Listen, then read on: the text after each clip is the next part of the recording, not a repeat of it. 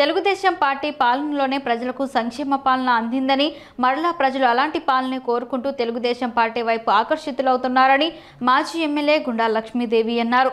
అరసనవల్లిలోని గుండా లక్ష్మీదేవి నివాసంలో ఆదివారం బలగవాడకు చెందిన టీడీపీ సీనియర్ నాయకులు రెడ్డి చిరంజీవుల ఆధ్వర్యంలో చాపురం పంచాయతీ నుంచి 80 కుటుంబాలు టీడీపీలో చేరారు.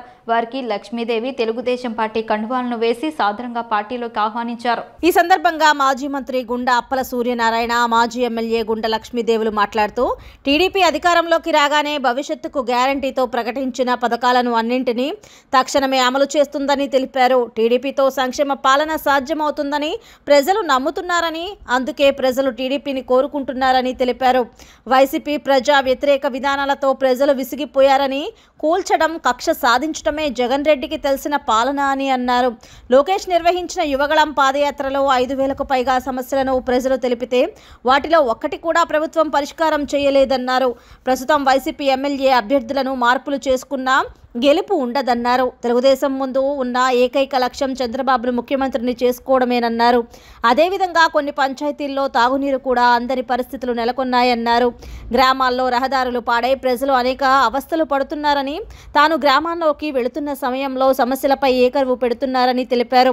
వైసీపీ మునిగిపోయే నావాని, అందుకే నాయకులందరూ ఒక్కొక్కరిగా పడవ దిగిపోతున్నారని అన్నారు. సైకిల్ జనసేన పొత్తు స్పీడ్కు ఫ్యాన్ రెక్కలు విరిగిపోవడం ఖాయమని తెలిపారు.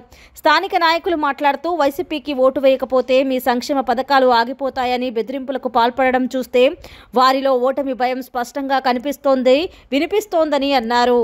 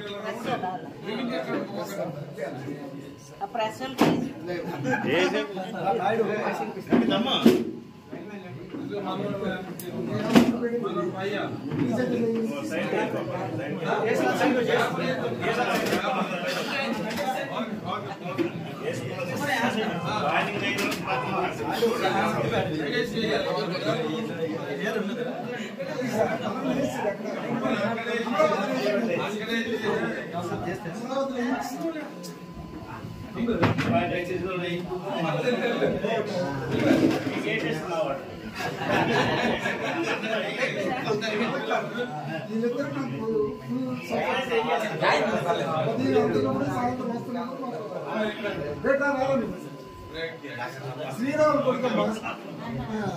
ఫుల్ మనకు అక్కడ చాపల్లో ఫుల్ సపోర్ట్